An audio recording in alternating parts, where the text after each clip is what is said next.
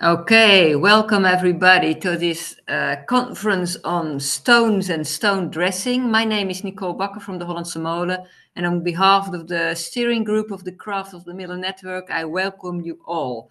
I think we have a very interesting topic today, which is really something for people who are interested in corn milling and corn mills and stuff. And we have very interesting speakers today who we put on a video, and we have some other interesting videos. Some are a bit long, maybe up to 20 minutes, but I can assure you that the information you get is worth it. Some are also not that long, so don't be afraid you'll be bored or whatever. We start with the video on the history and culture of millstones by Hendrik Jan Tolboom from the Cultural Heritage Agency in the Netherlands. Then we have a video of Mildred Cookson about the history and use of French Burr Stones. Then we have a video of stone dressing on one of our Dutch mills, and a video on dressing and maintaining French Burr Stones, which is just finished today, so I didn't see that myself yet, but John Cook assured me it's worth seeing. So I have my technical assistant, Jippe Kreuning, who will put on the first video. I hope you enjoy it. Okay, louder. Hello and good afternoon. My name is Hendrik Jan Tolboom, and I'm a natural stone expert, also advising on sculpture and slate roofs at the Cultural Heritage Agency of the Netherlands.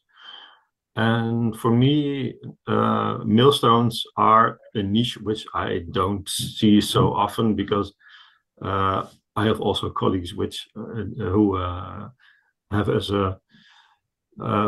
specialists on mills, and me, I'm more trained as a stonemason and art historian. And for me, my main occupation is with churches, big buildings, historical buildings, so less with millstones. But I'm going to tell you this afternoon something about what I think is interesting about millstones and from my perspective as a stonemason.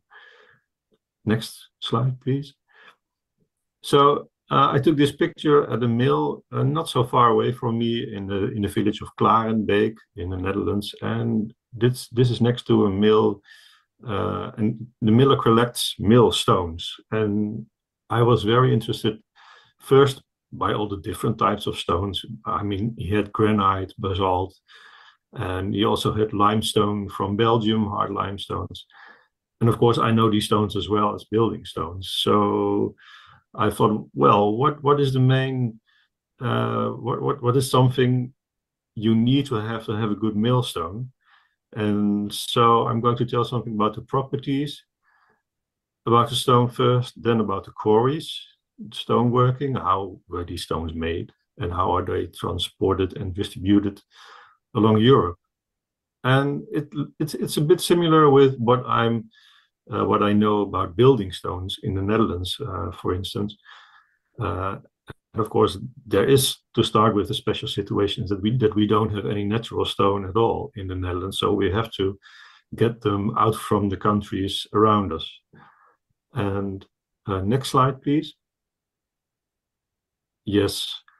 For millstones, for milling flour, there are two stones which can be seen a lot in the Netherlands until 1900, more or less, and that's the basalt lava coming from the Eifel region, and the French stones. But the French stones are coming to the Netherlands a bit later. The basalt lava was already started with Romans, who quarried this stone in the Eifel region. And as you can see on this picture, this is a couple of basalt lavas I know from my practice as a stonemason. And these basalt lavas are quite different. And the main difference is the pore size, of course, because some basalt lavas have a pore size which is quite big, and some have a pore size which is small or which is not very regular. And the other thing is that these stones seem the same, but some of them are very hard and some of them are more weak, so they are more easy to work in. And these properties are very important for the production of millstones, because the millstones coming from the Eifel are made of a type of stone which is easy to work in and which have great pore size for milling flour. Next, please. So here you see the basalt lava from the Eifel. In the Netherlands, by millers, it is called blauwe steen, blue stone, which is a bit confusing for me, because for me, blue stone is limestone coming from Belgium. But millers always talk about blauwe steen or blue stone, and then they are referring to the stone coming from the Eifel, and which is a basalt lava. It's a volcanic rock. So during an outburst of volcanoes in the Eifel about 200,000 years ago, this stone was flowing out of the volcanic crater, and in it there are a lot of pores, and these pores are actually little balls of gas which made these pores. So what you see is in fact a baked stone. It was very hot. It poured out of the volcano, and then it became hard. It cooled down and became hard, and the gas was more or less captured in the stone, and that made these pores in the stone. Next, please. Now here you see some technical data of the basalt lava from the Eifel region, and down on the left you see a little situation card where you see the little names Mendig and Mayen, which are the main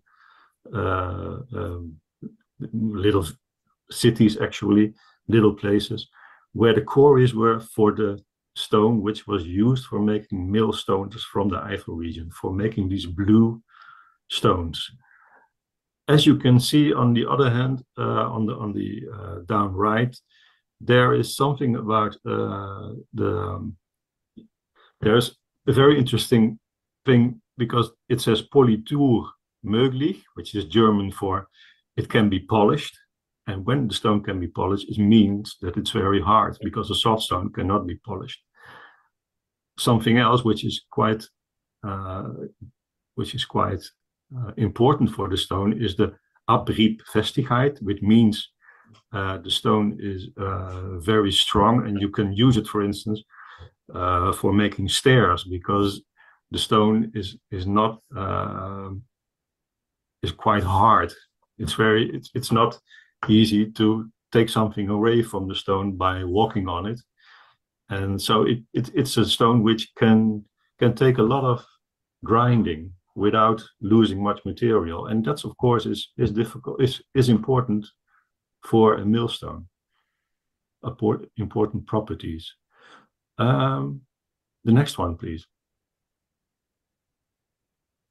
I also talked about the French stones, which actually are stones very different from the stones from the Eifel. They are silica stones, and these stones were made in France in an area where there was actually limestone, what you see here on this picture explained. First there was limestone, and the limestone had some silica, some sand on top of it. After a while, the limestone deteriorated, disappeared, and the silica above the stone, together with clay-like material, was sinking inside the limestone, and it was making hard parts inside these limestone area, and that these are this silica-rich deposits where the millstones are made from in the French region, and that's a region 20 kilometers on the east of Paris. So it's not from a volcanic origin or anything, but the properties of the stone are more or less the same, because there are little cavities in the stone, and these cavities are very important to be used as millstones. Next, please. So here you see these French these French millstones. When they are weathered a bit, these stones have been made about 200 or 300 years ago, and they are put on the side because they were not perfect. But then you see after a while that this stone is made of hard parts and of softer parts, and that makes the stone, there are cavities in the stone which make it very useful as a millstone. And these stones are situated on the Marne River. They were made and they were left over there because they were not useful. And so we still see these stones lying next to the river, on the river bank. Next part, please. Okay, so I told something about the French stones. This French material, you can see it on the right. It's a bit difficult to see maybe, but that's the situation how it was. There was limestone, there was clay-like material, and inside this material there were hard parts. We call them banks of stone, which was very hard and very, very rich in silica. It's a bit like flint. Flint is also silica rich, and flint we usually find in very soft limestones. And in this case, we find this silica rich stone in a clay and limestone area. And so it was very hard because it's not a perfect layer of stone. It's not a perfect, it's just like cobbles inside the limestone. So it's difficult to find perfect blocks for making millstones, because for making millstones you need very big blocks. What I read about these quarries is that until 1800 they were capable of making complete stones out of one piece. But after a while it was impossible to find stones which were big enough to make stones out of one piece of stone. So they found something else. They found a solution for that, but that will be talked about later. Next, please. Oh God. Oh, now I have a problem. Thanks. Okay, there are a few quarries in the Eifel region, which I told about, which is the quarry of Mayen and the quarry of Niedermendig. And these dark blue spots here on the maps show the places where these quarries can be found. And it's a map actually of the volcanic region in the Eifel. The other colors you see, these orange and red colors, are the deposits of tuffstone. Together with volcanic outburst, you see basalt lava and basalt flowing out of the crater, but you also see big clouds of dust and stones depositing in the area, and they make big loads of tuffstone, which are also used as a building stone, but not as millstone. But I'll talk about it later. Next one, please. So this is how these quarries in the Eifel region looked. Actually, it was a quarry which was, for a big part, underground. It was a mine, and in these mines, these people were making millstones for a big part. And after a while, after breaking out the stone, after mining the stone, they were dressing the stone, they were cutting the stone into the right proportions, into the right form, and then afterward it was taken out of the quarry. And next one, please, we'll see.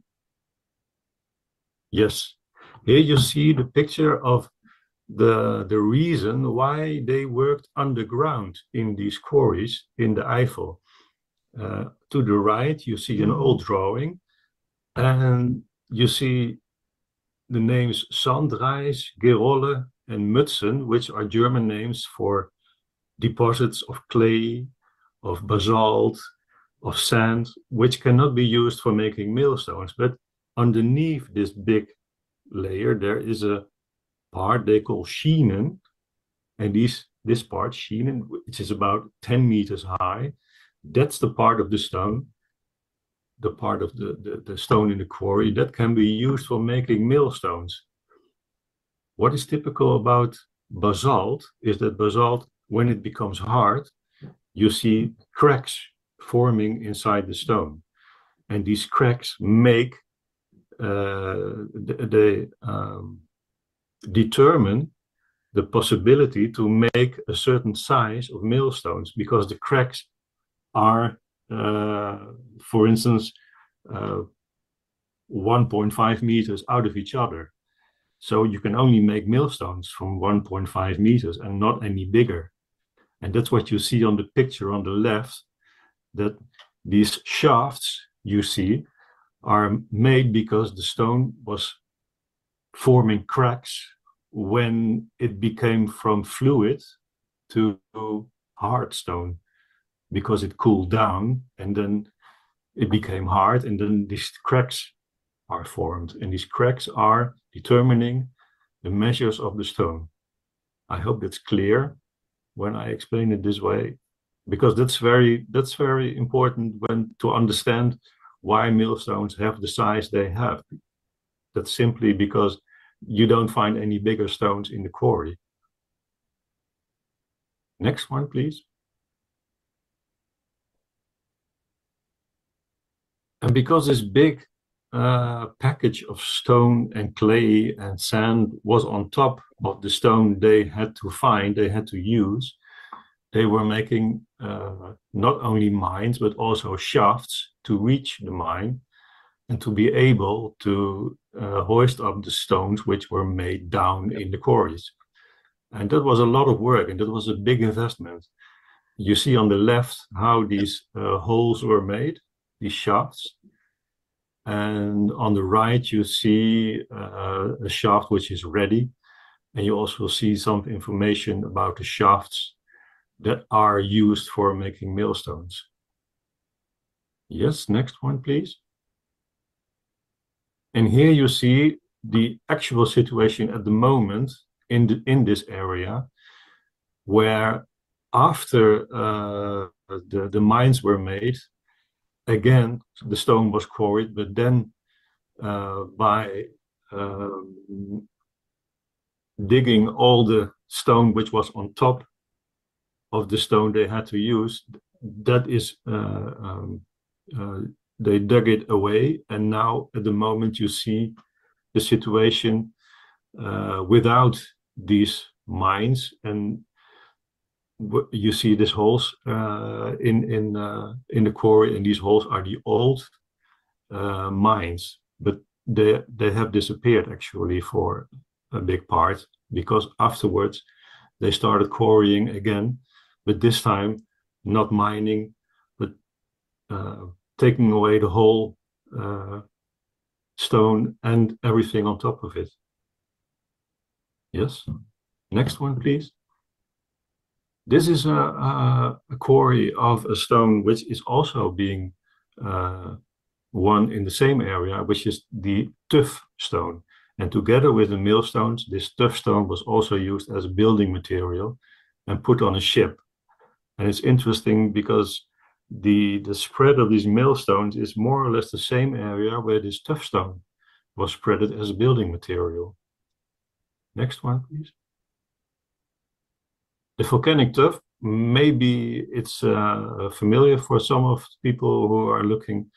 You can find it in Denmark, in Belgium, in the Netherlands, in Germany a lot as a building material. And I'll talk about this stone later, because the way it was cut is more or less the same way as the basalt lava was cut. But these stones are, the properties of these stones are very different. This is a quite soft stone, the volcanic tuff, while the basalt lava is really hard. But the same instruments were used for working in them. Next one, please. And this is the typical way this volcanic tuff was used for building towers, for building churches, for building walls. and it was already used by the Romans. Next one, please. So I talked something about the stone masonry. And of course, we have some pictures of stonemasons and their equipment, their tools. Next one, please. And there are some pictures where you can see what kind of tools people used who made millstones in the past. This is not a very good picture, but you can see in the middle someone using a pickaxe with a long shaft. And that's a typical instrument for making millstones, not only in the French region I talked about, but also in the Eifel region in Germany. Next one, please. So here again, the same picture of the basalt lava quarry, where you can see people working with pickaxes, with long shafts. And these are very, very old instruments, actually, very old tools for working in natural stone. The Romans already used it, and these tools were used until actually this whole industry ended in the beginning of the 20th century. So for thousands of years, they used the same tools. And I think it is because they were very practical. Next one. These are the tools that were used, except for a number. The ones you see are the number 11, which is actually a modern tool, but the tools above and right below, that's the kind of tools that were used. So it's pickaxes, flat axes, very simple instrument, but very working very good and working very easy. And they are easy to sharpen. That's also something which is important. Working in basalt lava is a stone which is not easy to work in. It's quite hard, and it also is very abrasive.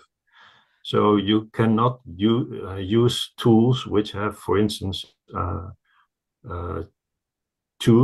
teeth, like the instruments you see below. Some of the instruments have, some of the tools have teeth, and that's not usable for basalt lava because these will be disappeared after a really short while.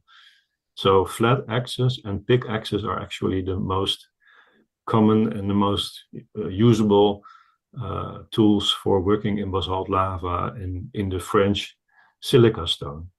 Next one. And here you see these tools with a point. On the left, you see a pointed chisel with a hammer. I think mostly they used pickaxes, which have more or less the same result. And on the left, you see the use of a flat axe with the typical marks the use of this stone makes, the use of these tools make in the stone. Next one. And another technique which was very important, it was the cleaving of the stone. How do you make these slabs of stone from the shafts in the quarries in the Eifel, and how do you make the same thing counts for the French stone. They have to cleave the stones, and they did it by using wedges, steel wedges, which is what you see on the left below. The wedges were put inside holes, and then you had to it was quite important that when you put these wedges in the stone, you give them all the same tension. So you all give them the same, with the same power, you drive them inside the stone. So the cleaving goes very regular. It's a technique which is beautiful, working well, but also asking quite a lot of feeling for it. So looking at millstones, I see a lot of tool marks. This actually, what you see on the picture here are the tool marks of a pickaxe. And the next one, please. These are typical tool marks of flat axes. Well, I think when you know what you're looking at, you will recognize it. and this must have been a flat axe of about 4 or 5 centimeters wide. And it's very, yeah, I understand why it was used, because it goes very well. And actually it has a lot of,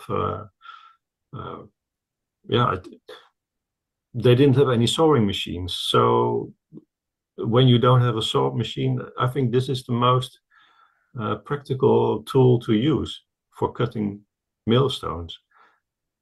Next one, please. And here you see some of the stages in which these millstones were produced. So the one on the background is very rough, and then on the foreground it becomes more and more dressed, well dressed, so more smooth.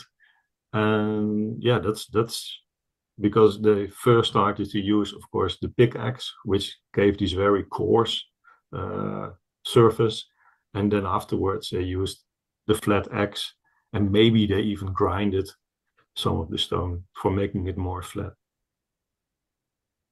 Next one, please. A stoneworking technique which is very strange is the Burr stones, and this is typical for the French stones. So at some point they were not able to find stones big enough to make millstones out of one piece, and they started to assemble millstones by making blocks and putting them together and put an iron hoop around it, often 2 iron hoops, and then they had one millstone. On the left you see the production of these assembled millstones, and on the right you see how this assembling was done. Next one, please. And for me, it's quite strange to see that what I told about in the millstone industry until the 1900s, when they start making concrete millstones, the tools stayed the same for 2,000 years. Actually, stonemasons started to work with other tools in the Middle Ages, but this change, this development, you don't see in the millstone industry. So the millstone industry was something very traditional, and it was something which somehow not evaluated with other stonemasonry works. Something isolated for some reason. What you see here is working with a chisel, and the wooden hammer and the chisel is very typical for stonemasons nowadays, and they started using it around 1500, in the middle of the 15th century. The millstone production, however, didn't evaluate, and you don't see any chisel or hammer used for making millstones. And that's strange for me, that this is such a separated world. But well, it's like that. Next one, please. Yeah, this is also a development in the 19th century, which is a hammer. In German, they call it a stock hammer. In French, they call it a boucharde. And I've seen this tool being used, which is a very effective tool for working in limestone, but I don't see it used for producing millstones in Germany, in the Eifel region, or in France. And I don't know why this is, but somehow these people just kept so strongly to their own tools. Next one, please. I told about basalt lava being a stone which is not very easy to work in. When I compare it, for instance, with soft limestone or sandstone, which is used a lot by sculptors and stonemasons. But in the 1960s, you see a development, or in the 1950s already, the development of stonemasons and sculptors using tools on air pressure. And when you have tools on air pressure, you can quite easily work in stones like basalt lava. And that's why it was used in the Netherlands for conservation works. So this is the same stone that is used for millstones, which is, well, quite special because it's not very easy to work in. but with air tools, you can reach a result like you see here on the picture. But in the Middle Ages, this was never done because it was impossible with the tools they had in those days. Next one, please. And nowadays, of course, we have CNC milling machines with work with diamond parts, and you can really make everything out of a stone like basalt lava. For instance, on the right above, this ring of basalt lava is quite incredible. It's simply impossible to make something like that with the tools they had in the past. And these are parts of basalt lava for modern milling machines. Yes, next one, please. Okay, so this was something about working in basalt lava and the tools they used. After the millstones were made, they were hoisted out of the mines, what you see here on the picture. And next one, please. Same thing. It had to be transported over land, of course, but the main transport route, of course, was by the river. And the next one, please. Yes, here we see the area. In the middle, you see Maria Laag, and under Maria Laag, you see Niedermendig and Maaien. And these places are not far from the River Rhine. And of course, the River Rhine was a very easy transport way for transporting millstones up to the north and for spreading them all over in Europe. Next one, please. And this was a very important building for this transport on the River Rhine. Nearly all the stones from Maaien and Mendig were transported to Andernach, which is a village next to the Rhine. And in Andernach, this crane, it's been built in the middle of the 16th century and used until 1911, it says, and especially for putting the millstones on a ship to sail along the Rhine up to north and to all kinds of places. The next one, please. Yes, here you see how along the Rhine, you see Maaien down in the middle, and then upwards by the River Rhine, it went to Dorestad and Medemblik, which was in the early Middle Ages, and from there on to England, to Denmark, all places where the millstones are found, the millstones coming from the Eifel region. Next one, please. And in the Middle Age, after the Middle Ages, more or less, in 15th, 16th century onwards, you see that these stones were also transported by the Rhine, but not stored in Dorestad or Medemblik, but in Utrecht and Deventer, which were very important cities. And I found a record of somebody living in the region of Deventer from 1922, and he still was talking about buying a millstone in Deventer and transporting it to his mill. So for hundreds of years, this system existed and worked. You see also on this map, yeah, here you see also on this map how stones were transported to England, to Denmark, to Sweden, but they are even found in the Americas and in the colonies in Asia. So these millstones were transported worldwide. Next one, please. Here you see some amounts of stones. How much? Well, it's quite impressive. Thousands of millstones in 50 years time. It must have been an incredible production, and it must have been an incredible amount of stones being transported. Yep, next one, please. And this is the harbor where the French stones were put on the Marne River.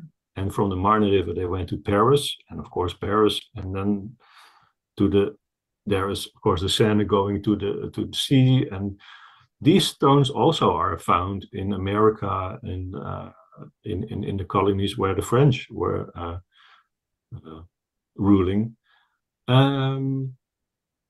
Yeah, and it's the same thing, in fact, with the Rhine River. There is a river, there's a quarry, and these are the main ingredients for these type of industries. Yes, next one.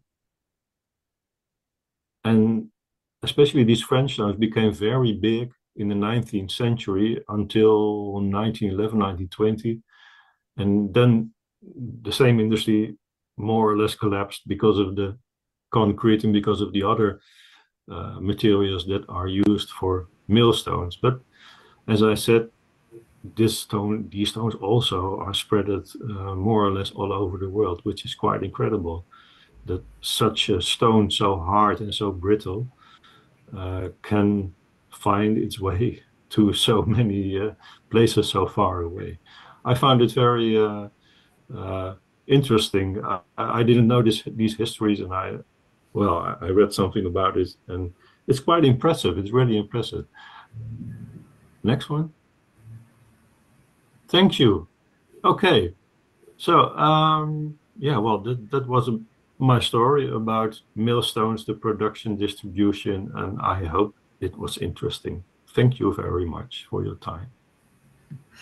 And thank you, Hendrik Jan Tolboom.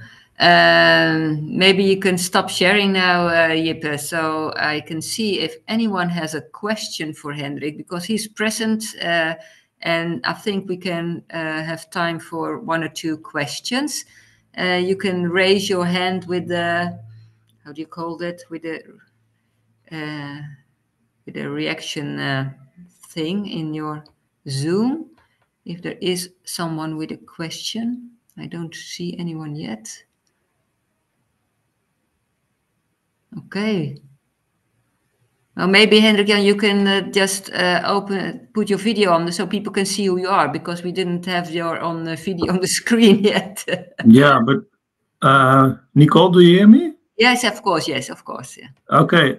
I pressed on the button, but it won't work somehow. Oh, We had the same problem recording.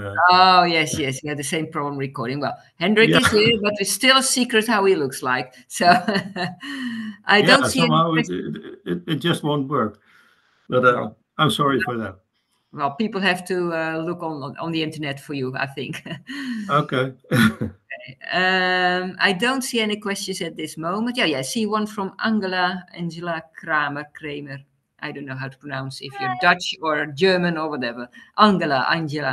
Hi, Yes. I'm in the United States, so it's Kramer. Oh, Kramer. Nice to Very meet Dutch origin, I think. Yes, and I just want to thank you for a really fascinating presentation. It was really, really interesting. And I just wanted to ask a little bit about millstones here that were brought here to America. We've been told that they were brought over sometimes as ballast in ships, and I'm just wondering if that is true or what you know about millstones that were exported from Europe to America. And thank you so much again for this great presentation. Okay. So your question was, are the they used as ballast or are they? Yeah, well, I think the story that they were simply used as ballast is something which is quite strange, because these stones must have been very expensive.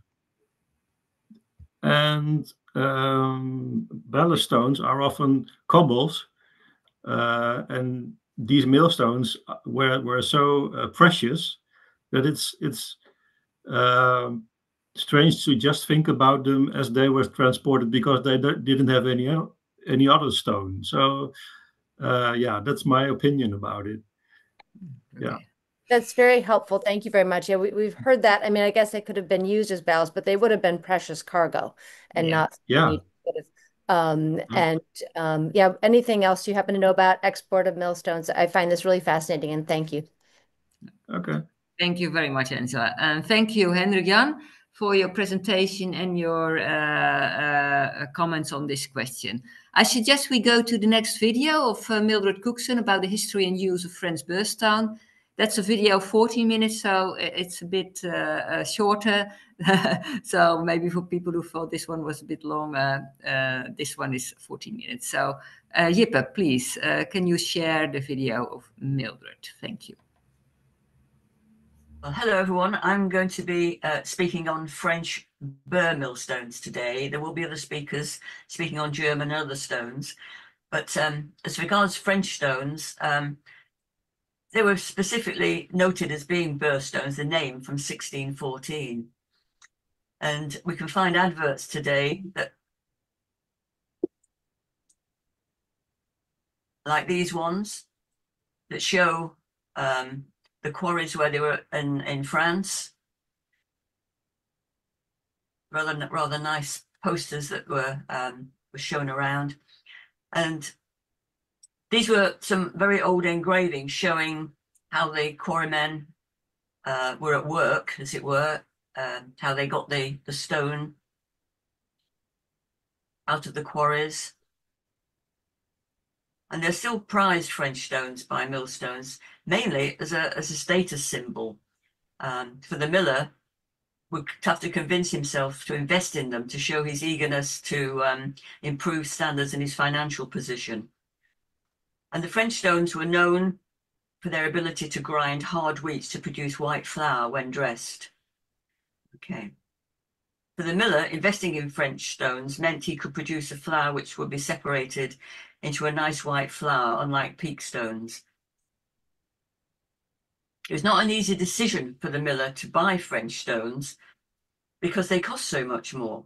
And to invest them, if he was going to make white flour, he had to do that. There are very few monoliths of French stones around. The only one in the UK, as far as we know, is this one here at Heckington Mill in Lincolnshire. And as early as 1625, we know burr stones were being imported into the UK. And we have a series of old engravings again showing how the stones were actually, again, made up. And on the right of the top picture, you can see those, what they call wedges. And this is how they got to break the stones up. They would, it was quite a sort of a process whereby they drove wooden wedges in, and then between the two, they put a wooden wedge. The wood is of willow, and it was heated and dried and then soaked in water and driven in around the circumference of the stone. The first hammer blow would make the first indents, and then they would carry on increasing it until the wedges dried out and the stone would split from the surrounding rock.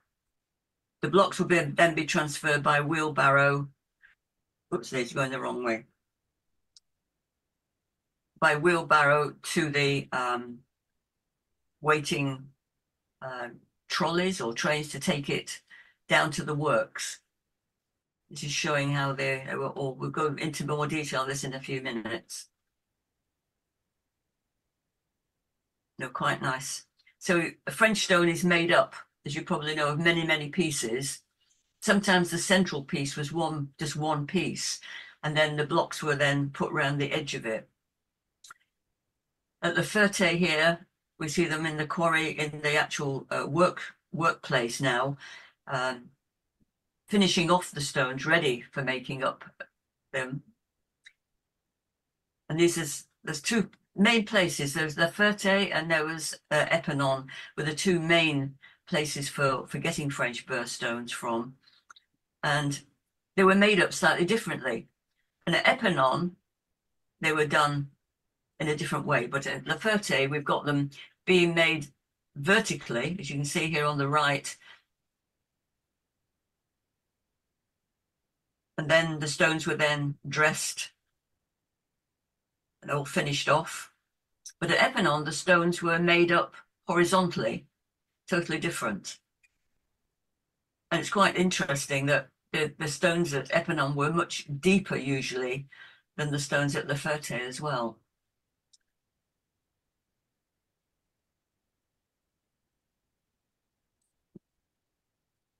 And finishing off the stones, iron hoops would be put round. First of all, the hoops would be heated very, very hot, and then using like calipers, they would be put over the stone and then tapped down and then shrunk on with water to shrink them on onto tightly. The white burr stones were the poorest quality ones. The most expensive ones, or the better ones, were a blue stone. Although saying that, sometimes they could change colour once they were out of the quarry. So, but these white stones, I picked these up in La Ferté just on in one of the old quarries that was still just about, you could actually just about see what was going on. But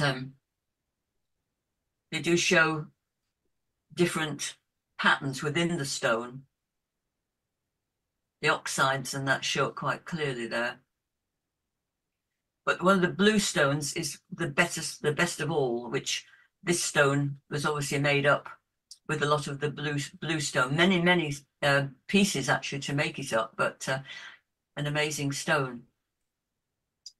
And one in Greece just shows how many pieces can be used to make up a millstone. That's quite a huge 6-foot stone actually as well.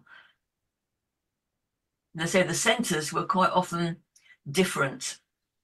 So you'd find, you can see on these two, the totally different centers. That is one, a different type of one. And because the stones were made up in pieces and then turned over and the backing of it filled in with plaster of Paris, which was part of the makeup of the quarry as well. The plaster of Paris came from between the layers of rock, and once actually crushed up, formed plaster of Paris, which was very useful. So the backing of the stone was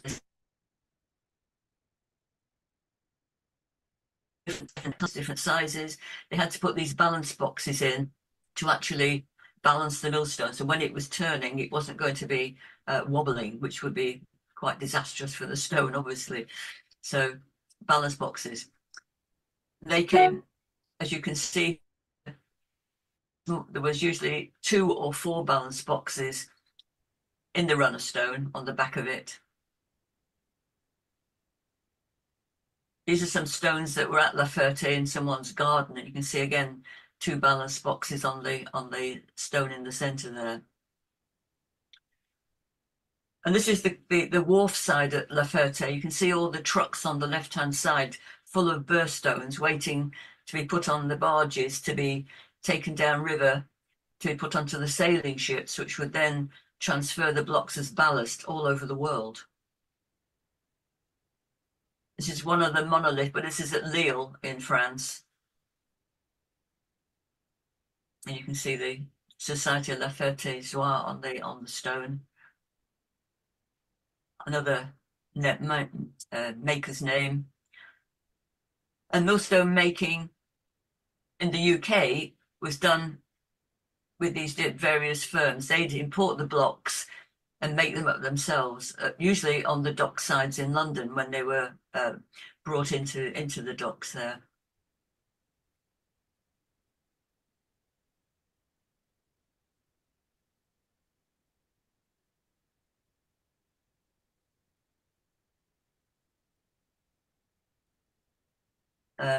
I'm not going to go into details of dressing the stones because someone else is probably going to talk about that as well, but the stones will be dressed according to what the miller was actually milling. This is just to show you the stone crane as opposed to using block and tackle, because the French stones, when they were made up, usually they were made up for block and tackle. But once stone cranes were used, there was no, you need a hole in each side of the stone, of the runner stone, to be able to lift the stone up. And at Maple Durham, where I was, this was the first time I'd actually lifted the stones. And in fact, there wasn't any holes there. I had to call the millwright in to actually drill the holes in for me to be able to lift the stone up. Some dressing tools and things. Dressing the millstones using tungsten carbide tipped mill bills today. This shows you the stitching that was done on the stone. Besides the main furrows, you have this extra stitching to make a really good breakup of the flour to get it really fine for separating. And this also shows a stone that was redressed. So obviously the stone was dressed to go with the sun, and then it was dressed to go against the sun. So that was quite difficult to do because you can't get your eye away from the original furrow. So it's quite an interesting stone, that one. Pieces of burr you find nowadays, which is so sad really, and things like this, because once they've got like that, it is so difficult getting it back again as a millstone. And French millstones, I say, are quite valuable in not only for the miller, but also in cost. So, looking after them is important. Today, the workshops in La Ferté, just as a reminder, all that's left is the sort of covering over where the workmen would have worked. And the other remains are on the docks on the quayside at La Ferté. Lots of millstones there holding the quayside up.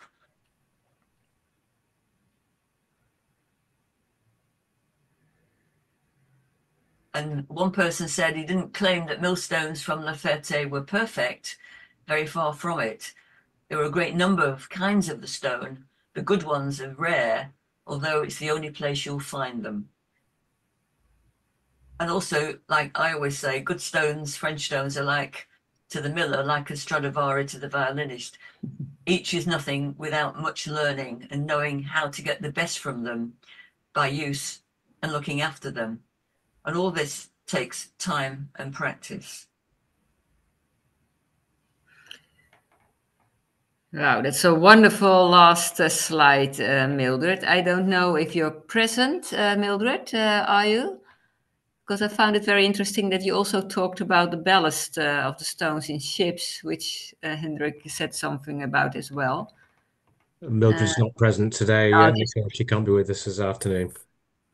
Okay, so is that even possible to ask that if anyone has questions? Because someone in the chat said something, maybe I see Mark Berry to the group's chat said, please, you can unmute and make your comment live if it's possible. I don't hear anyone. I was just saying that I don't believe Heckington is the only monolith burr stone in the UK. We've had discussions on this on the Facebook Windmill Hoppers group, and I have a small monolith that's now broken in two pieces, but it certainly was originally a monolith. Yeah, okay, thank you, Mark. Yeah. Okay. Well, even Mildred's not here. Thanks for her presentation. I see a question from Wouter. Wouter, please. Yes, hello everybody. No, it's a reaction about the ballast in ships. I don't think it was a ballast because I know a story of a mill owner in Belgium, and he ordered a stone. It came in the harbor of Dordrecht, and he sent it an escort to pick up the stone because it was so valuable. So it was more than a ballast. It was really a trade. Yeah, very precious one. Okay, thank you for that comment and that story. Interesting. Okay, I suggest we go then to the video about stone dressing, which is made 2 weeks ago on a mill in the Netherlands. And I will ask Jippe to share the video with us. It's a shorter one.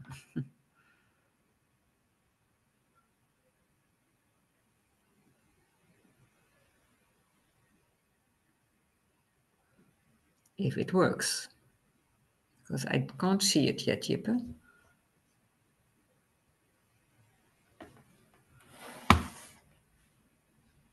One moment, Jippe says. We have 1 moment.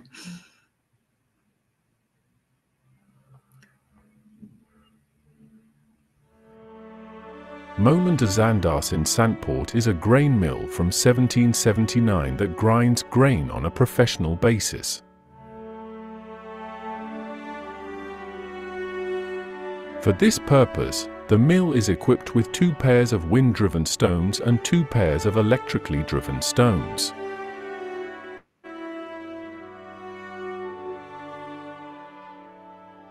In this video, the runner of the electrically driven blue stone pair is sharpened.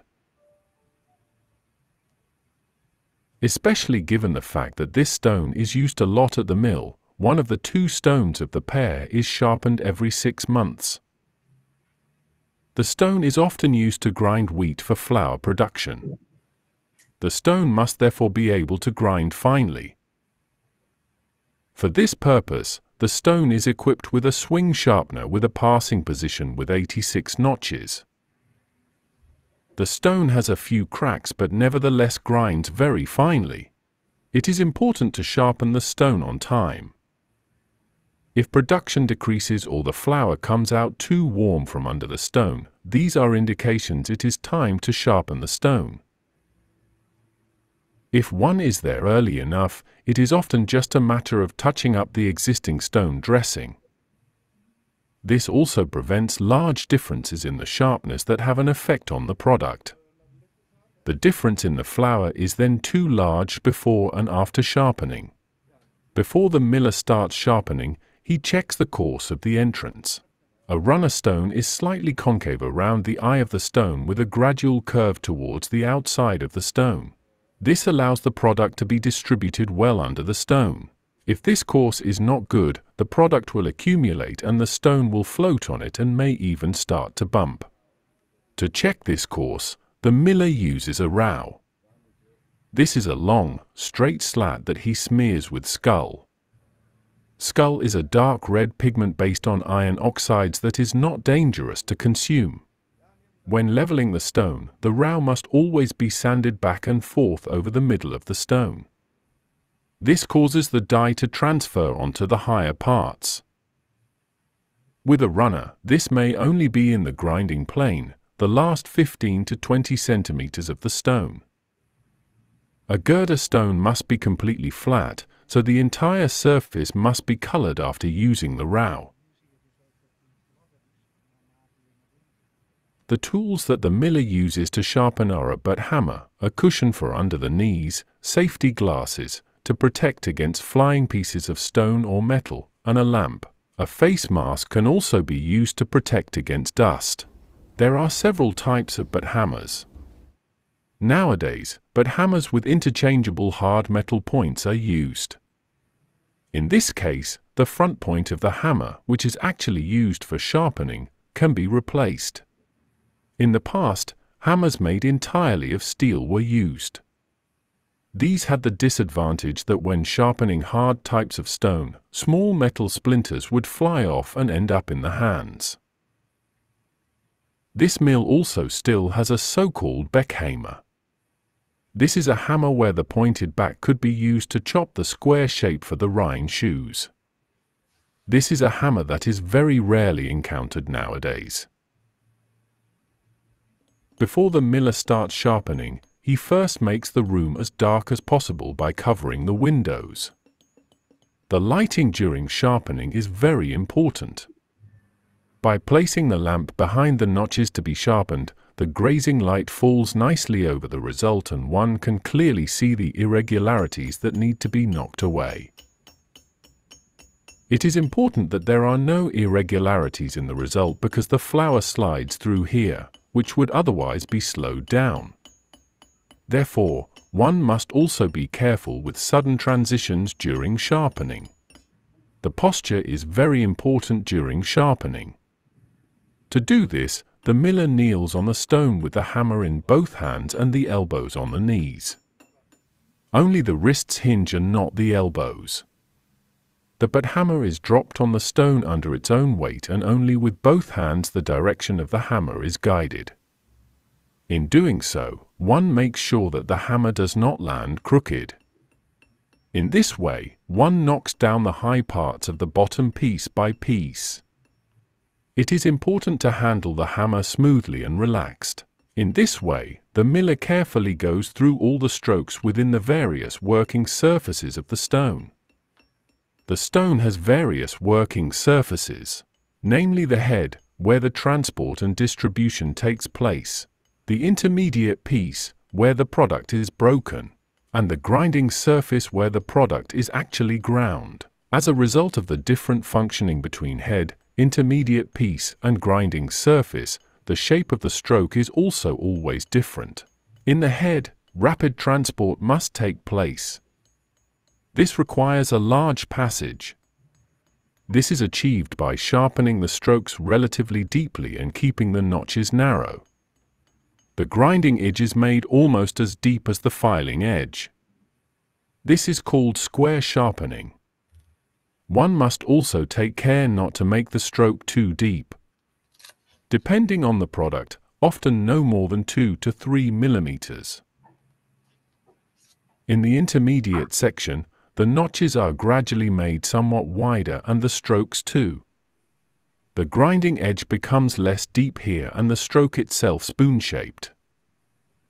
In the grinding section, the notch usually becomes as wide as the stroke and the grinding edge also disappears. The transition from the stroke to the notch has become very gradual. For fine grinding, you definitely do not want a grinding edge. To grind like this stone, you definitely don't want a grinding edge in the grinding section. Some stones, depending on the product, do have a small grinding edge in the grinding section. The miller carefully works along the grinding edge and file side of the notches. He then strikes all the irregularities of the bottom so that a sharp stroke is created again. This ensures that the grain can be ground well over the notch. Sharpening millstones requires a steady hand. Especially on a stone with narrow notches, a mistake can quickly damage the notch. It is advisable to practice on an old stone first. As already mentioned, timely sharpening is important.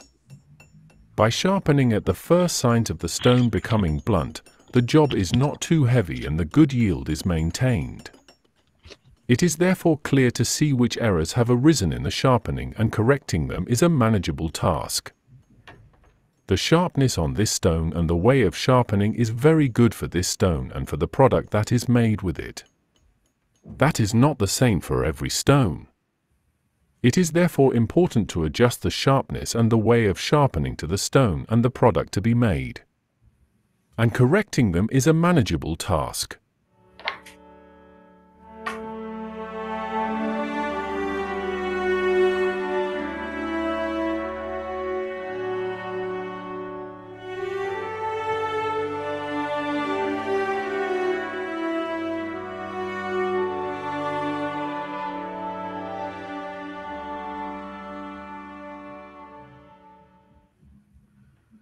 Okay, thank you, Jippe, for sharing this video. It was a bit grindy because I know it's the original one is quite a big, large video, but I don't know if there are any comments at this time on this one. If anyone wants the original, please email me. I can send it to you by WeTransfer, of course. I see some comments in the chat while we were watching the video, and I have someone from the Slagmolen in Oslo says that they held a presentation on the Eiffel Blue stones. So if anyone is interested, well, I'm interested, so I will send you an email. Very good. Also some things on Facebook on the monolith burr stone. And he said, did the bed stone and the runner travel in pairs? That was a question that was interesting. I don't know if anyone, that's about the shipping again, I think. I don't know if anyone has an answer to that, but I think it depends on the ship, how much cargo it could hold, probably. Well, I don't see anyone with who wants to answer this one. Okay. Well, if there are no further, there have been a couple of shipwrecks identified. What do you say? With holes filled with millstones. The idea of millstones belly is old, Lord, with no evidence. Okay, thank you. Okay, well, I will ask John to share the last video. John, do you want to have an introduction on that one? Thank you, Nicole. I'll first of all apologize. It was a bit of a shifting around in terms of being able to get availability for someone to talk on dressing French burr stones. With some really excellent input from the miller Carl Gravatt at Chalcot Watermill, I've been able to put together the presentation that you will see now. So I'll get on and share that.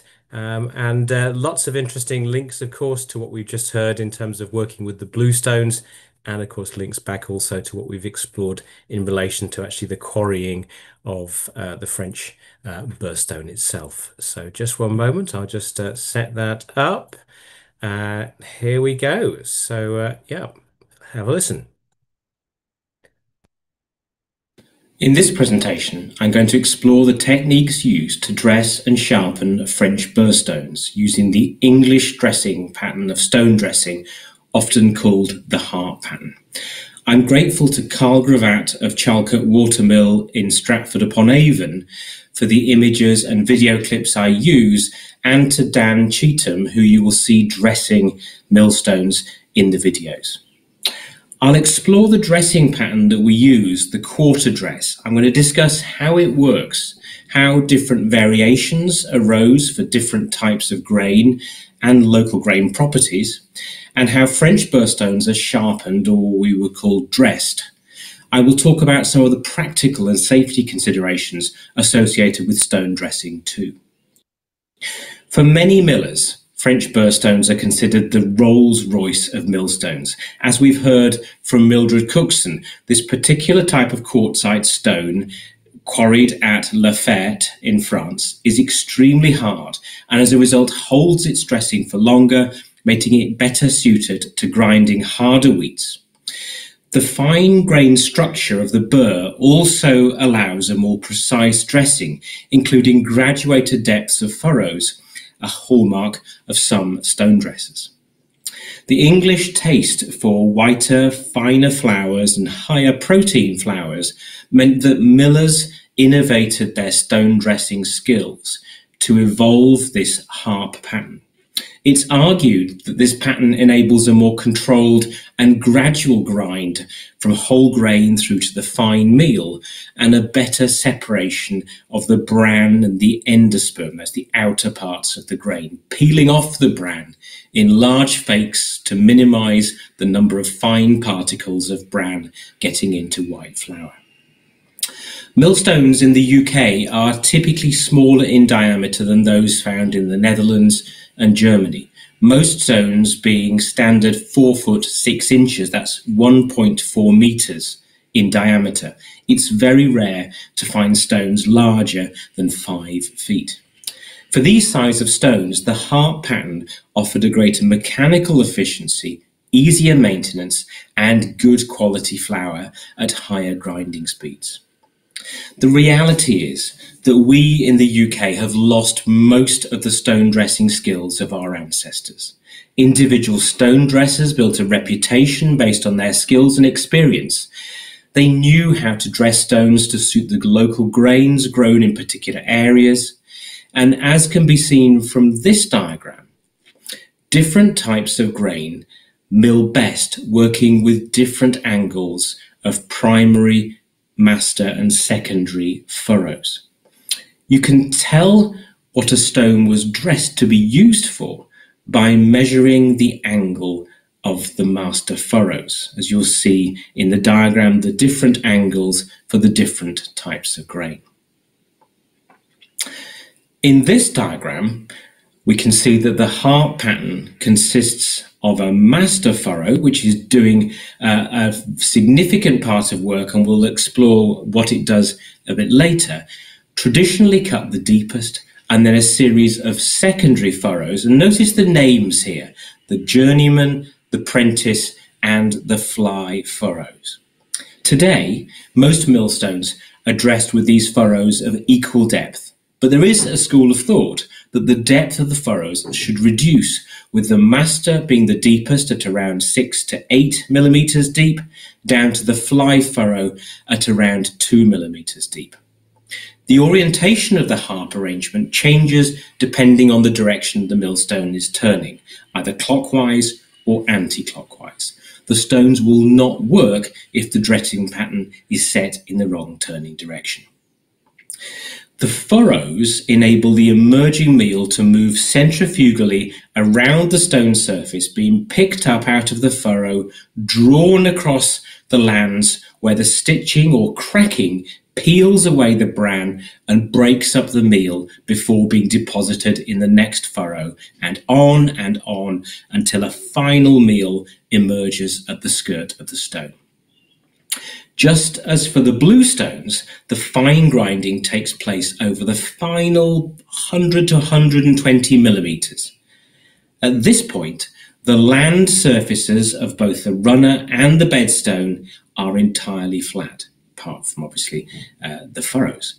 From this point, towards the center of the stones, the runner stone and sometimes the bedstone are dished or concave to firstly draw the grain from the eye of the stone onto the grinding surface, to then crack the grains apart and then uniformly break down the grains into finer and finer meal. At the eye of the runner stone, that's of course the stone that moves, the swallow needs to be around 15 millimeters. Let's take a look at a set of videos and photos from Charlcote Watermill and my mill showing stone dressing in action. Firstly, as we've touched on at the previous conference, it's vital that all necessary steps have been taken from a safety perspective in preparing to lift the runner stones. If using a stone crane, you can see mine behind me here, the crane has to be tested and checked to see it's fit to use. If using block and tackle, as can be seen shortly, that the block is anchored to enable it to withstand the shear weight should the stones move in an uncontrolled movement. If they fall, break free, and the apparatus needs to be fully tested and certified for use for lifting the weight of stone to be lifted.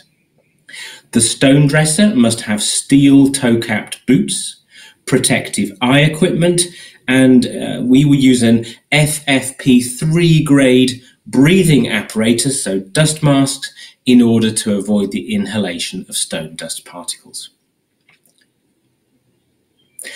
Once the stone furniture is removed and meal cleaned away, a crowbar and wedges are used to lift the stone so that it can work with a saddle, such that as the stone is lifted through the vertical and onto its back, the edges of the runners and bedstones are protected and the stone is able to move freely but safely. We'll see this now. Here we see Master Miller John Beddington lifting a bedstone using Waterfield.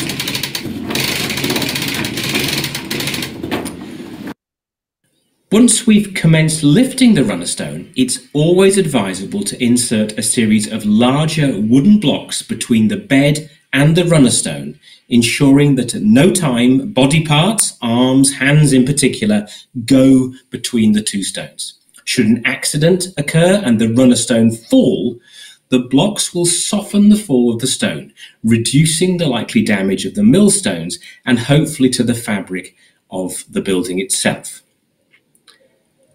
Once the runner stone is lifted, we can have important evidence to see how the stone has been performing. As you can see here, we can see that areas of the grain remain whole. We can see areas where the grain is broken into pieces, into bits, and then when it becomes meal, we can see it becoming white. I can see from the millstones here that they're not working particularly effectively, as the fine meal is extending too far from the skirt, the outside of the stone, towards the middle.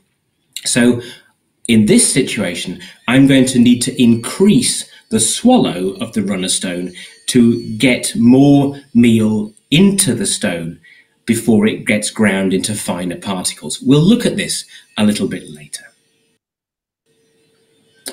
Once apart, the stone dresser uses a staff, a totally flat piece of timber, which is coated today in a non-toxic water-based paint, a poster paint that you would see kids using.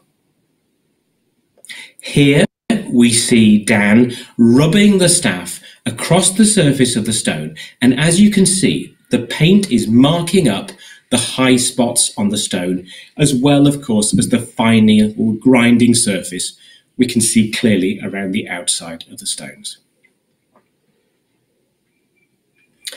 When held still, as you can see in this picture, the staff also enables us to see the depth of the swallow and the gradient from no swallow to full swallow. What I mean here is that no swallow is when the staff is absolutely flat on the stone, and then as we go towards the center, especially of the runner stone, we would see that dishing and a gap increasing to around 15 millimeters. This enables us to assess where the swallow requires deepening if necessary. Whereas our European neighbours have an array of tools to dress their stones, the hardy Brits have one core tool.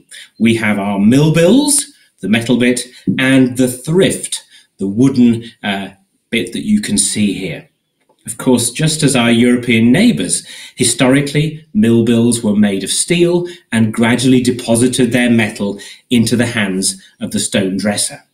Now we use tungsten carbide tips, which hold their edge much better. Our next main job is to remove the high spots, the areas of stone which the staff has marked as we rub it across the surface. Now be clear, this is the high spots excluding the area, the grinding area at the edge of the stone. Let's take a look. So now we can see the mill bill being used to remove the high spots.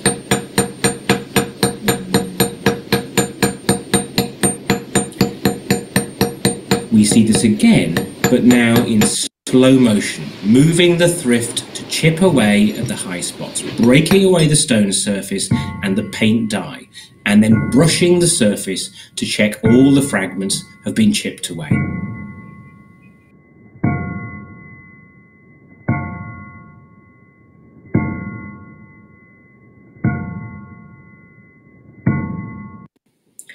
Once this is done, we can assess the swallow and, where required, chip away at the lands as required to increase the depth of the swallow.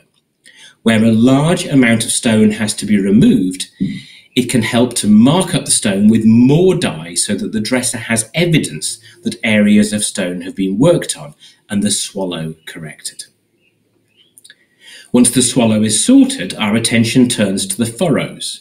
If the furrows are too shallow, the stone will become congested with meal, it will heat up when working, leading to damp, sweating flour, low flour output, poor quality meal, in short, an increasing disaster.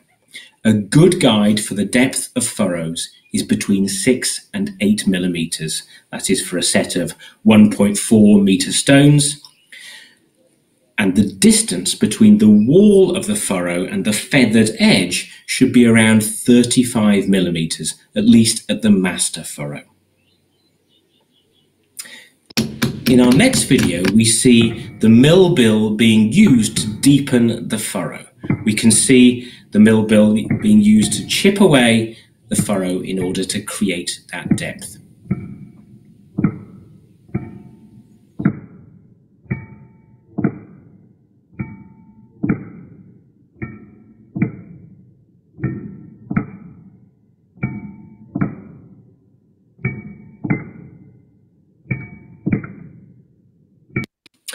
Once the master furrow is done, the secondary furrows are tackled in the same way. As I've already touched upon, some historical texts and stone dressing advise that the depths of the furrows should reduce, with the fly furrow, the shortest one, being the shallowest. I personally make only a very small variation in the depths of the furrows on my millstones. Finally, we turn our attention to the lands and the fly. The stitching or cracking of the land and the fly furrow surfaces is a matter of debate. Historically, stone dressers would create between 6 and 12 stitches, marks, per inch, depending on the quality of the burrstone and their level of skill. A totally flat, polished land and fly surface is highly efficient from a flower production perspective, especially away from the final 120 millimeters of the stone surface, the outer edge. The land stitching in the middle of the stone causes the bran to peel away in large flakes. A roughened surface over the final 120 millimeters enables the stone to produce the final meal in a more efficient way. All that said, the stitching wears away very quickly over that final 120 millimeters of stone, so the value of the stitching is short-lived unless the miller or stone dresser regularly lifts the stones to stitch that final area again. As a guide, I always advise stitching the lands and the fly areas with between 6 and 10 stitches per inch. Let's have a look.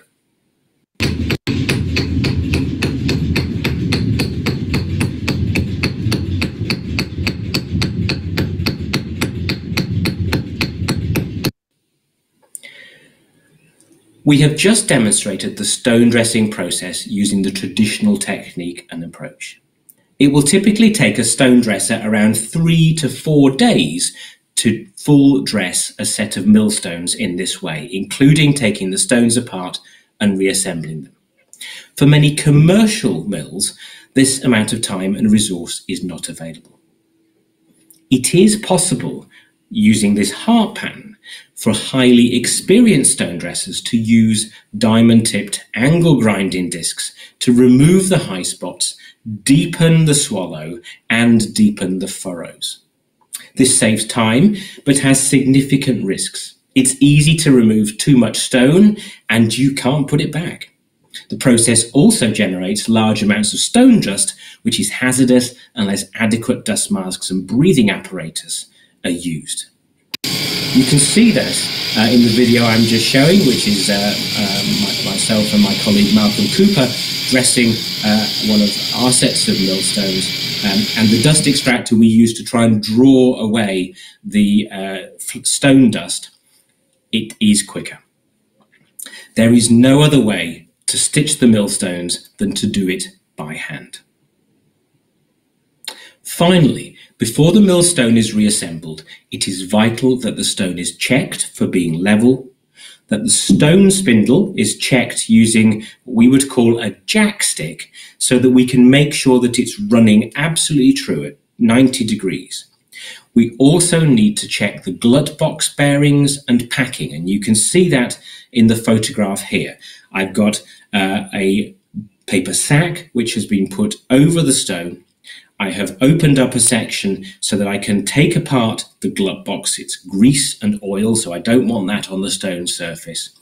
And I can then lift out the gluts, check that they are tightly packed, and I can also repack the wadding which stops grain falling through between the gluts, those brass blocks, in order that the stone is going to work effectively.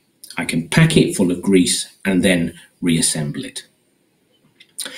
Once that is done and the bedstone is reunited, I must check the static and the dynamic balancers.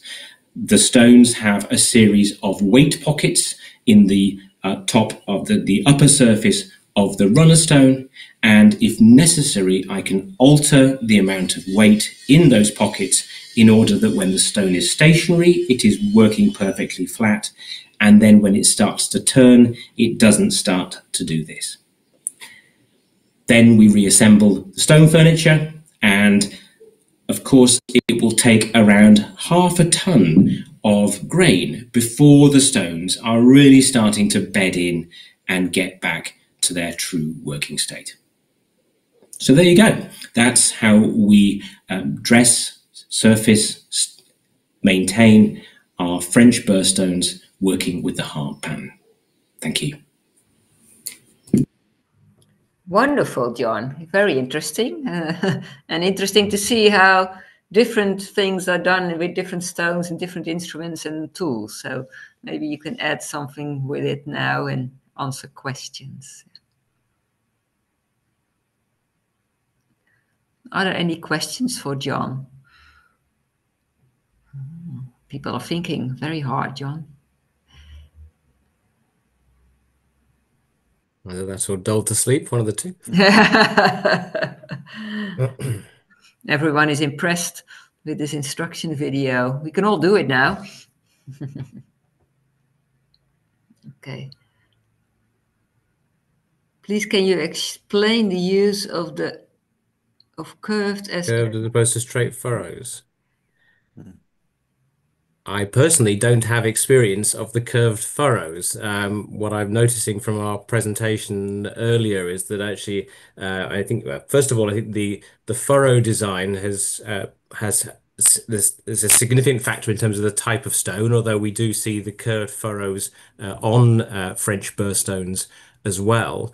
One of the things that I noticed from the earlier presentation is that the shape of the furrow changes in those 3 stages of the stone, whereas we don't tend to do that using the harp pattern. The furrow has a wall and then a feathered edge with that uniformity.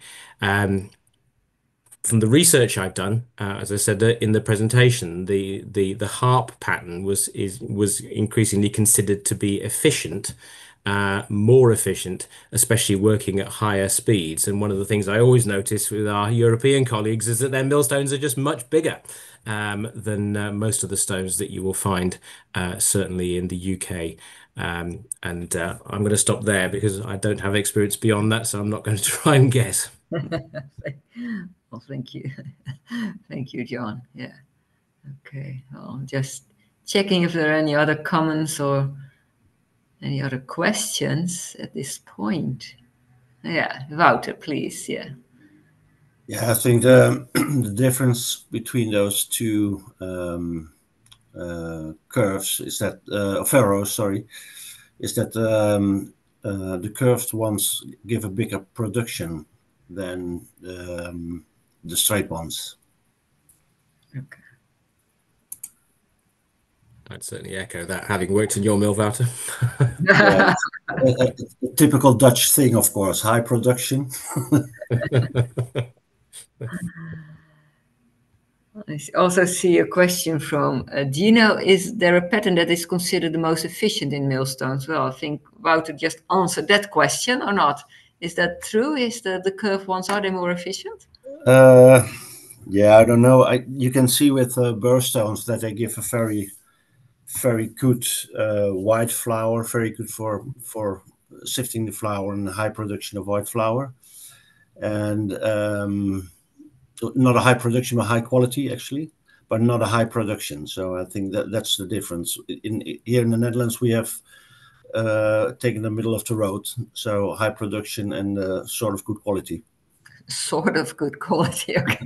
I would echo that. Efficiency depends on what you're trying to create. If you're gristing animal feed, you want to get the meal through the stones as quickly as possible. If you're producing a high quality white flour, you want the maximum extraction possible, because anything which goes out as bran or semolina that you don't regrind has a much lower value. And millers, as we know, are all very tight. We want to make as much money as possible. Yes, depends what you want, and therefore efficiency. Yeah, right. I see a hand of Bob Koblenz. You can unmute yourself. Thank you, Bob. Yeah. Thank you. In the United States, in the 19th century, there were quite a number of patents awarded for different dressing patterns, and I wondered if this was the case also across the pond. I'm not aware of patents being issued. There was ever laid claim to a particular design, and certainly it is very rare. Okay, and I'll speak for the UK, and I'm sure Wouter will be able to talk for the for a wider European perspective. It's very rare to see any pattern in the UK other than the heart pattern that we've just been looking at. Wouter. Yeah. You mean the pattern of the furrows, Bob? Yes. Yeah. Well, I don't know how to explain in English, but you saw the differences between the furrows of the burr stones that John showed, or what Mildred showed us. Some for maize, some for corn, some for rice, some for barley. Yes. We have the same thing actually, but it's the angle of the furrows that we use to make a higher production, and you can see that the more you want to make flour for baking, the furrows started closer to the eye, actually. Yeah, I don't know how to explain it other way, but if there's a production for animal food, it's the furrows are still curved but more straight, so further away from the eye. Thank you. Okay. Interesting. Thank you for, it's interesting. This maybe we can find an article on this somewhere to add to the.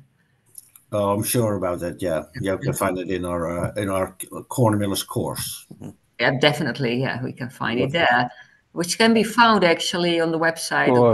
I think there's something in the Miller course as well, which is on the Guild website in English as well. So I can guide you there and download that, and you can find something about the curves of the furrows here.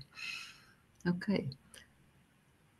I see some comment from Anna. This was not necessarily produce flour. Why was time spent dressing stone?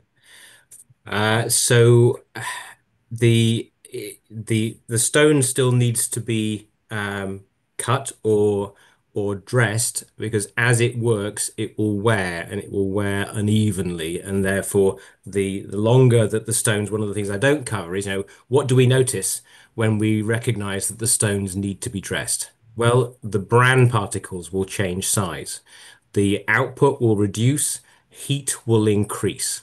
These are all factors that we need to be looking out for. And for a standard set of, as I say, 1.4 meter stones, I would expect them to produce between 30 and 40 tons of a reasonable protein wheat flour before they need dressing. That's the kind of rule of thumb. Again, these phrases that we all have that I would always use. So you're going to have to, the stones wear, so you're going to have to increase the depths of the furrows to compensate for the fact that the surface has worn away.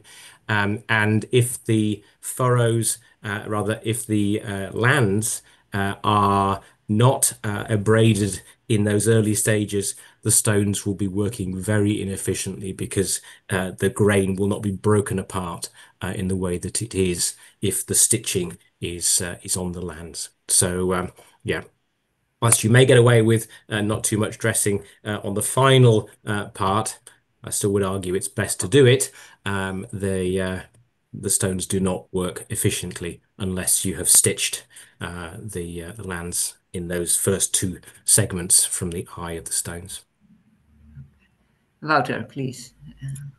In the Netherlands, we have a very nice French word for the stitching. It's called rhabillage.